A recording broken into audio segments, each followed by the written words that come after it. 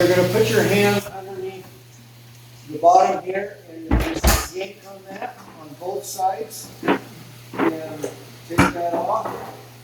And then it's helpful if you get two people on this. You'll just go underneath this, lift up a ½ inch, pull it out, and then take it out. And that takes that cutter off.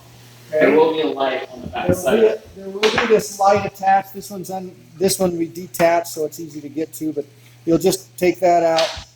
And then what I want you to look for is back behind this panel. Just take out this foam. You'll see this hose. Okay? And this is your flow switch. It's connecting two of the same hose with a smaller hose coming off of it. What I want you to do is check to see if down this hose for about just a couple of feet. If it's there, it's going to be just right in here. But see if there's a kink in the hose. You'll notice this flow switch right here that's in right there. If I kink this hose, you'll see that it opens and it starts to flutter. Okay?